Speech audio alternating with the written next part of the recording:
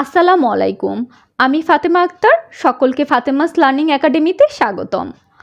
আজকে আমি আপনাদের সাথে অ্যাকাউন্টিং ইকুয়েশন চ্যাপ্টারের কিছু ম্যাথ নিয়ে আলোচনা করব। আপনারা একটু খেয়াল করুন, এখানে বলা হয়েছে ডিটারমাইন দ্য মিসিং অ্যামাউন্ট। তার মানে হচ্ছে এই ম্যাথে কিছু মিসিং অ্যামাউন্ট আছে যেটাকে আপনাকে নির্ধারণ করার কথা বলা হয়েছে। তাহলে আমরা ম্যাথের কোয়েশ্চনটা একটু পড়ি।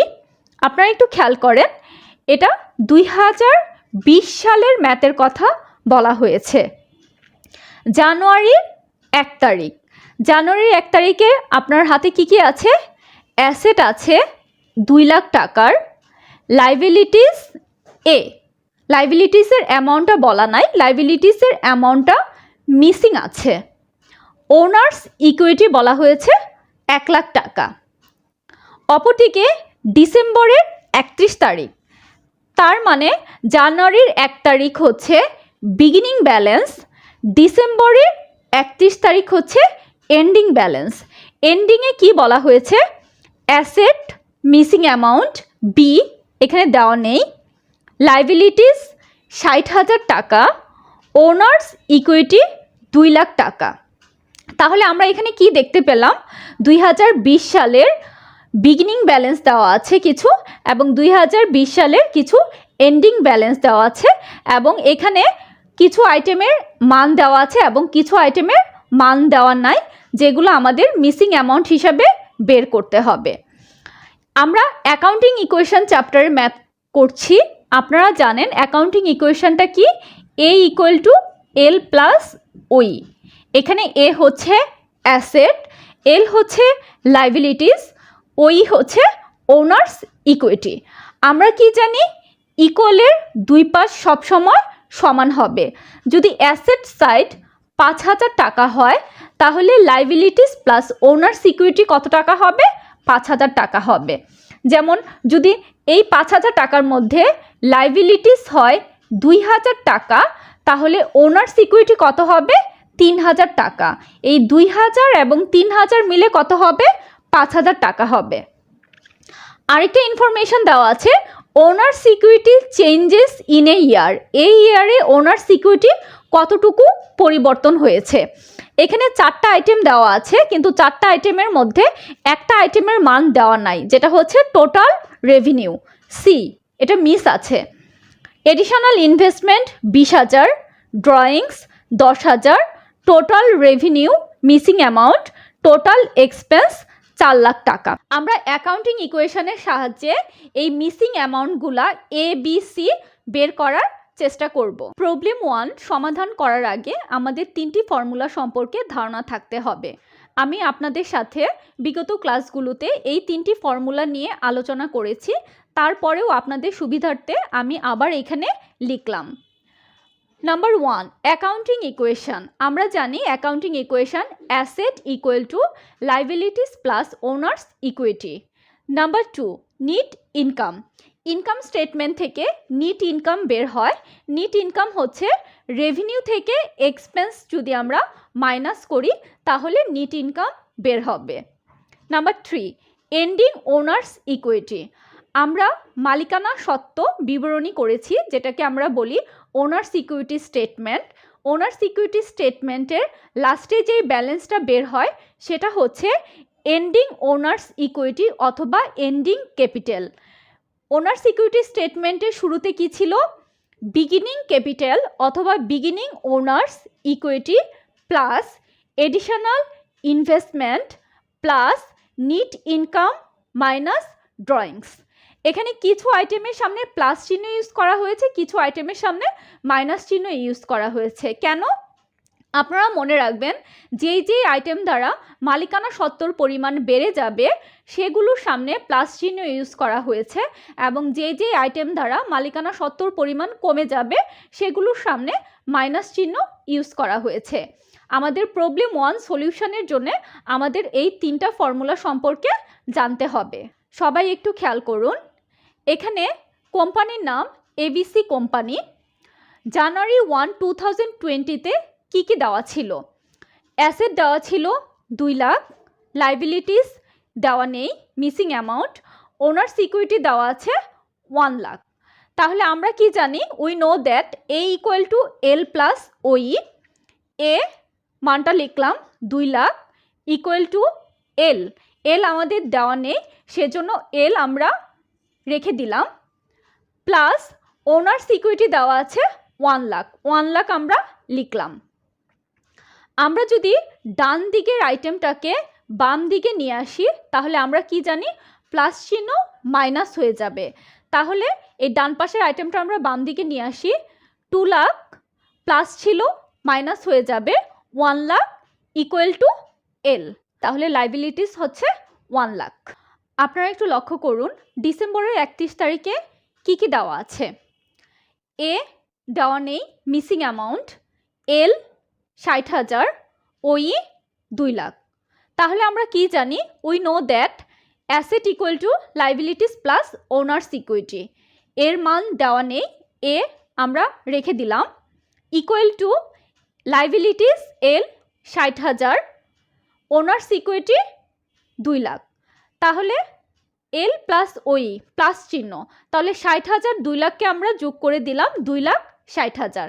তাহলে আমরা বলতে পারি ডিসেম্বর 31 তারিখের অ্যাসেট হচ্ছে 2,60,000 টাকা। Owners equity changes in a year, তার মানে হচ্ছে একটা ইয়ারে মালিকানা সত্ত্ব কতটুকু পরিবর্তন হয়েছে। আমরা ওনার্স ইকুইটি স্টেটমেন্ট থেকে কি পেয়েছি? এন্ডিং ওনার্স ইকুইটি, এটা সূত্র হচ্ছে beginning owners equity plus additional investment plus NEET income minus drawings. তাহলে এখানে কোয়েশনে কি কি দেওয়া আছে?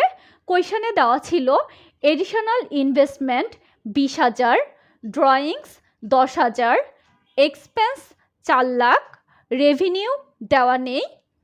এবং আপনারা একটু খেয়াল করেন জানুয়ারির 1 তারিখে ওনার্স ইকুইটির বিগিনিং ব্যালেন্স ছিল 1 লাখ টাকা এবং ডিসেম্বর 31 তারিখে ওনার্স ইকুইটির ব্যালেন্স ছিল 2 লাখ টাকা। তাহলে আমরা এই ইকুয়েশনের মানগুলা লিখব। এন্ডিং ওনার্স ইকুইটি তার মানে হচ্ছে ডিসেম্বরের 31 তারিখে ওনার্স ইকুইটির ব্যালেন্স কত ছিল? আপনারা দেখেন 2 লাখ টাকা। বিগিনিং ওনার্স ইকুইটি তার মানে হচ্ছে জানুয়ারির 1 তারিখে ওনার্স ইকুইটি কত ছিল? 1 লাখ টাকা, প্লাস এডিশনাল ইনভেস্টমেন্ট বলা আছে 20,000 টাকা। এখানে একটু খেয়াল করেন নিট ইনকামের সূত্র কি ছিল? নিট ইনকামের সূত্র হচ্ছে রেভিনিউ মাইনাস এক্সপেন্স। আমরা কেন নিট ইনকামকে ভেঙে ফেললাম? কারণ আপনারা একটু এখানে খেয়াল করেন এখানে কিন্তু সরাসরি নিট ইনকামের মান দেওয়া নেই, এখানে এক্সপেন্স মান দেওয়া আছে, রেভিনিউয়ের মান দেওয়া নেই। সেজন্য আমরা এখানে আমাদের ফর্মুলাটাকে ভেঙে ফেললাম। মাইনাস ড্রয়িংস কত দেওয়া আছে?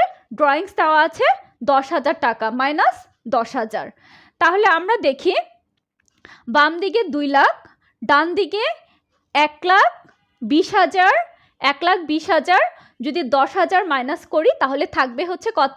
1,10,000 প্লাস প্লাস রেভিনিউ, যেহেতু মান দেওয়া নেই তাহলে রেভিনিউয়ের মতো লিখলাম, মাইনাস এক্সপেন্সের মান দেওয়া আছে কত টাকা? 4 লাখ টাকা। আমরা সবগুলো মানকে ডান পাশ থেকে যদি বাম দিকে নিয়ে আসি প্লাসগুলো মাইনাস হয়ে যাবে, মাইনাসগুলো প্লাস হয়ে যাবে। তাহলে কি দাঁড়ালো? 2 লাখ আগের মতো আছে, ডান দিকে এখানে প্লাস চিহ্ন দেওয়া লাগে না, কোনো একটা অ্যামাউন্টের পাশে কোনো চিহ্ন না থাকলে এটা প্লাস ধরে নিতে হয়। তাহলে প্লাস যদি ডান থেকে বাম দিকে আসে তাহলে মাইনাস হয়ে যাবে, মাইনাস 1,10,000। 4 লাখের আগে মাইনাস ছিল, ডান থেকে বাম দিকে আসলে প্লাস হয়ে যাবে, plus 4 lakh equal to revenue.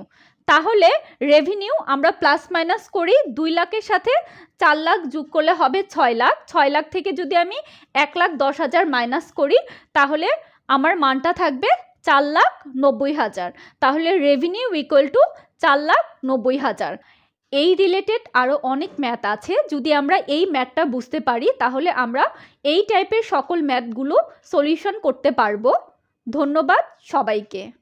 এখানেও মিসিং অ্যামাউন্টগুলো নির্ধারণ করার কথা বলা হয়েছে। একটু লক্ষ্য করুন, এখানে 4টা কলাম দেওয়া হয়েছে। পার্টিকুলার্স বিবরণ, কন্ডিশন 1 1 নম্বর কন্ডিশনে কি সিচুয়েশন, কন্ডিশন 2 সিচুয়েশন এবং কন্ডিশন 3 সিচুয়েশন দেওয়া হয়েছে। পার্টিকুলার্সের ঘরে এখানে কি কি দেওয়া হয়েছে? সেলস বিক্রয়, কস্ট অফ গুডস সোল্ড বিক্রিত পণ্যের ব্যয়, গ্রস প্রফিট মোট মুনাফা, অপারেটিং এক্সপেন্স পরিচালনা ব্যয়, নিট ইনকাম নিট মুনাফা। আপনারা একটু খেয়াল করেন, কন্ডিশন 1-এ কিছু মান দেওয়া আছে, কিছু মান দেওয়া নেই। কন্ডিশন 2 এবং কন্ডিশন 3-তেও কিছু মান দেওয়া আছে, কিছু মান দেওয়া নেই। আমরা কিভাবে মিসিং অ্যামাউন্টগুলো বের করব? আপনারা একটু লক্ষ্য করুন, এখানে যেই নামগুলো দেওয়া আছে এই নামগুলো কিসের সাথে সম্পর্কিত আমাদের সেটা আইডেন্টিফাই করতে হবে। সেলস বিক্রয়, বিক্রয় করলে কি হয়? বিক্রি করলে একটা প্রতিষ্ঠানের রেভিনিউ হয়। কস্ট অফ গুডস সোল্ড বিক্রিত পণ্যের ব্যয়, এখানে ব্যয় কথাটা বলা হয়েছে। বিক্রিত পণ্যের ব্যয়টা কি? আপনি যেই পণ্যটা বিক্রি করেছেন সেটার পেছনে আপনার কত টাকা ব্যয় হয়েছে, তাহলে ব্যয়ের ইংলিশ কি? এক্সপেন্স। তাহলে রেভিনিউ এবং এক্সপেন্স এই দুটা নিয়ে আমরা কোথায় আলোচনা করি? এই দুটা নিয়ে আমরা আলোচনা করি ইনকাম স্টেটমেন্টে। ইনকাম স্টেটমেন্ট আমরা এর আগের ক্লাসে একটা ইনকাম স্টেটমেন্ট শিখেছি, যেটা হচ্ছে সকল ধরনের রেভিনিউ থেকে সকল ধরনের এক্সপেন্সগুলোকে আমরা বাদ দিয়ে থাকি, তাহলে নিট ইনকাম অথবা নিট লস বের হবে। কিন্তু এখানে দেখেন, এখানে আরও কিছু নাম বলা আছে, অপারেটিং এক্সপেন্স। তাহলে এটা আমাদের ইনকাম স্টেটমেন্টটা, এটা আমাদের মাল্টিপল স্টেপ ইনকাম স্টেটমেন্ট। আমি আবারও বলছি, রেভিনিউ থেকে এক্সপেন্স যদি আমি সরাসরি বাদ দেই তাহলে যে ইনকাম স্টেটমেন্টটা বের হবে সেটা হচ্ছে সিঙ্গেল স্টেপ ইনকাম স্টেটমেন্ট।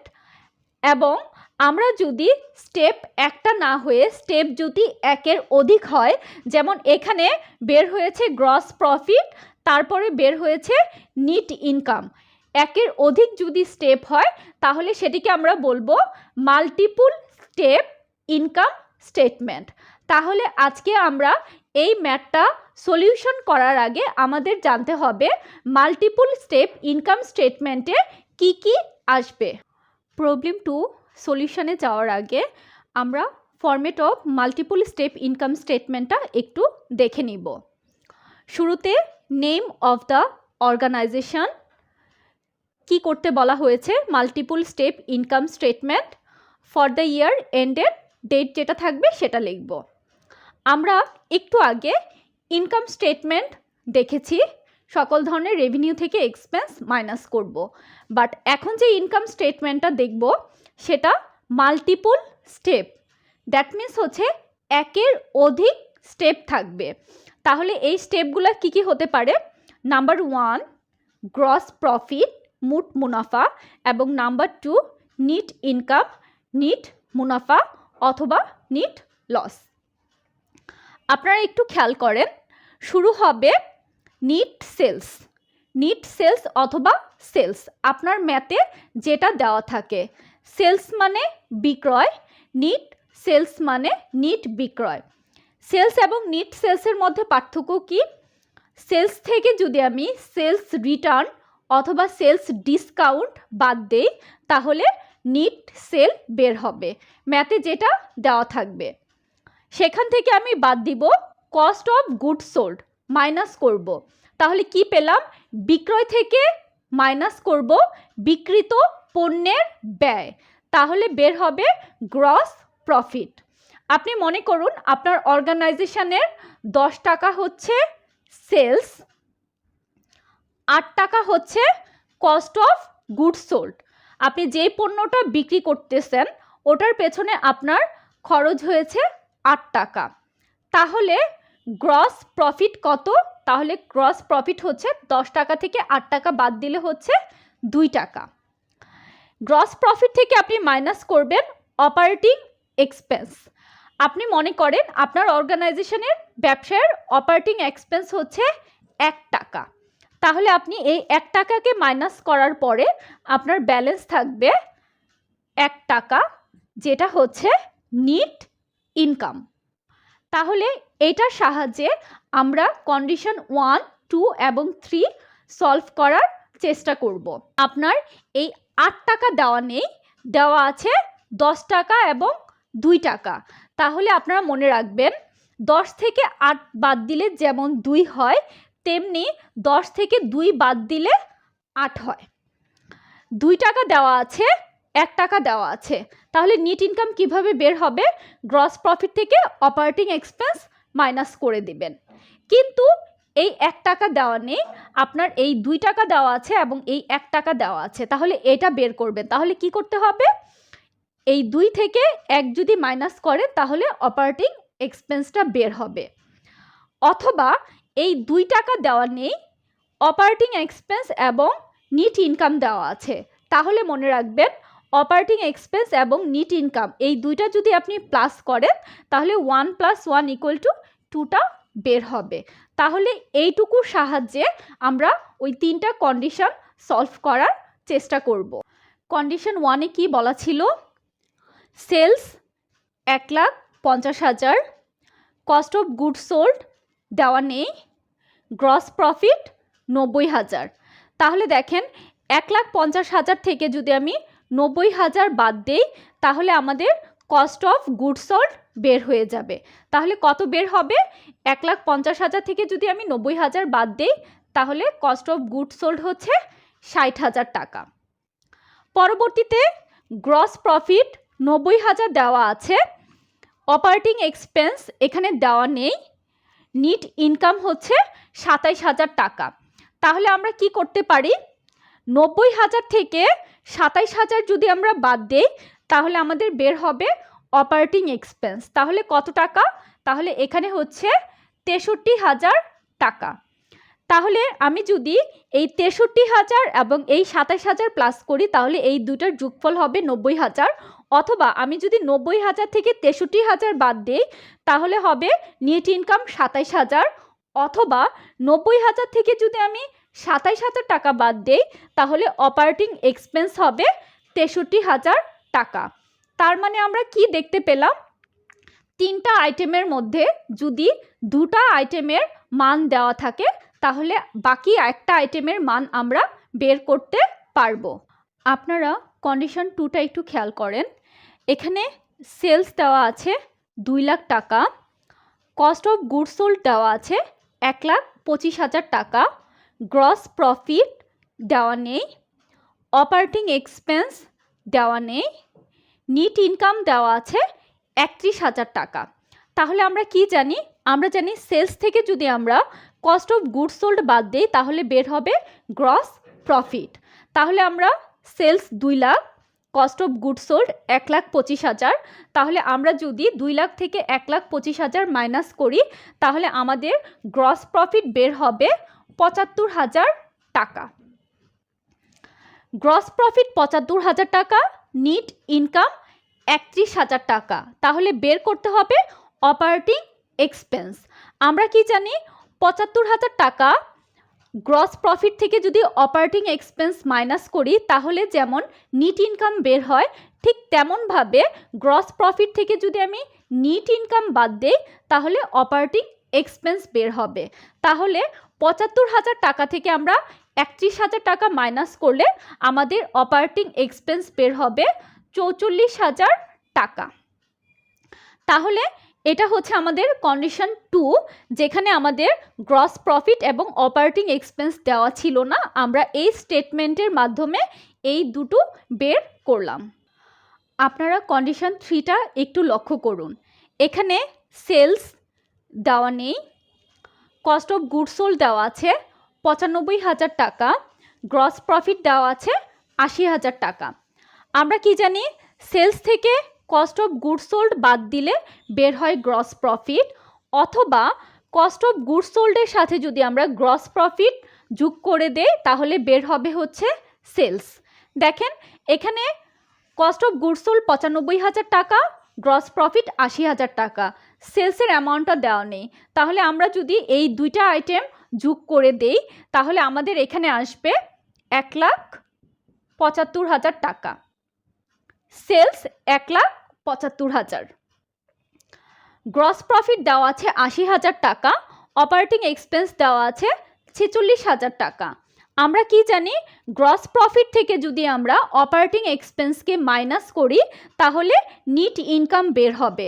তাহলে আমরা 80,000 থেকে যদি 46,000কে মাইনাস করি তাহলে আমাদের থাকবে 34,000 টাকা। তাহলে আমাদের নিট ইনকাম 34,000 টাকা। তাহলে আমরা মাল্টিপল স্টেপ ইনকাম স্টেটমেন্টের সাহায্যে কন্ডিশন 1, কন্ডিশন 2 এবং কন্ডিশন 3 মিসিং অ্যামাউন্টগুলো বের করতে পারবো। আমরা যদি কন্ডিশন 1, কন্ডিশন 2 এবং কন্ডিশন 3 মিসিং অ্যামাউন্টগুলো বের করে মাল্টিপল স্টেপ ইনকাম স্টেটমেন্টে রিপ্রেজেন্ট করি তাহলে আমরা কি পাবো? Particulars sales minus cost of goods sold gross profit minus operating expense net income. Condition 1 missing amount, condition 2 missing amount, condition 3 missing amount. আমরা যদি মাল্টিপল স্টেপ ইনকাম স্টেটমেন্টের ফরম্যাটটি মনে রাখতে পারি তাহলে এই রিলেটেড যতগুলো ম্যাথ আমরা পরবর্তীতে পাবো সবগুলো আমরা সমাধান করতে পারবো। ধন্যবাদ সবাইকে।